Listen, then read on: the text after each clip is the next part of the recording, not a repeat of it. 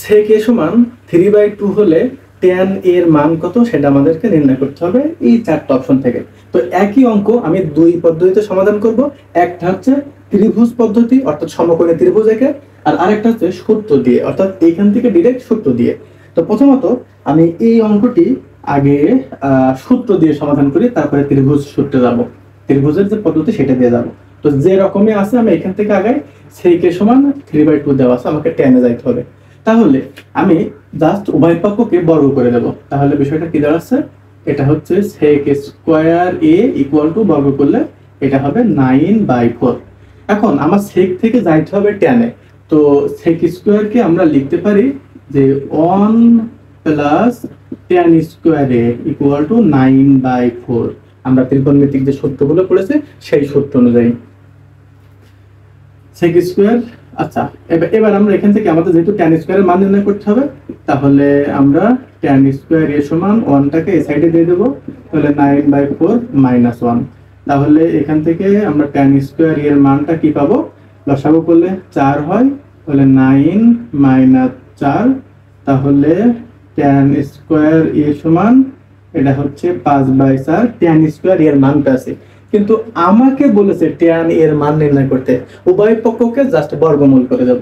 তাহলে এই পাশে বর্গমূল করলে হবে tan a, আর এই পাশে বর্গমূল করলে হবে √5/2। তার মানে আমরা বুঝতে পারছি আমাদের খ নম্বরটা হচ্ছে সঠিক উত্তর, যেটা হচ্ছে সূত্র দিয়ে যে পদ্ধতিতে আমরা করি। এখন আমরা চাচ্ছি যে সূত্র না, আমি এখানে ত্রিভুজ সূত্র অ্যাপ্লাই করব, ত্রিভুজ দিয়ে করব। সেটা কিভাবে, সেটা হচ্ছে যে যেহেতু এটা একটা সমকোণী ত্রিভুজ, সকল ত্রিকোণমিতি সমকোণী ত্রিভুজের উপর প্রতিষ্ঠিত। সমকোণী ত্রিভুজ দিয়েই মূলত আমার ত্রিকোণমিতিগুলো সাজানো। তাহলে আমাদের মেইন প্রশ্নে বলেছে যে sec a সমান 3/2 sec। তাহলে আমরা sec এর বিপরীতটা কি, cos। আমরা তিনটা সূত্র পড়েছিলাম, সাগরে লবণ অনেক, কবরে ভূত অনেক, তেরা লম্বা ভূত, জাস্ট মনে রাখার জন্য। তো cos যখন পড়েছিলাম, আমরা যখন cos পড়েছিলাম যে কবরে ভূত অনেক, তাই না, অর্থাৎ ভূমি বাই অতিভুজ। তাহলে cos এর বিপরীতটা কি, sec। তাহলে secটা কি হবে, secটা হচ্ছে অতিভুজ বাই ভূমি, অতিভুজ বাই ভূমি। আচ্ছা, তাহলে আমার বলেছে sec সমান কি বলেছে, sec সমান বলেছে 3/2। তাহলে অতিভুজটা 3 আর ভূমি হচ্ছে 2। তো এই ক্ষেত্রে আমরা যদি এইটাকে থিটা কল্পনা করি, তাহলে এইটা হচ্ছে অতিভুজ আর এইটা হবে হচ্ছে ভূমি।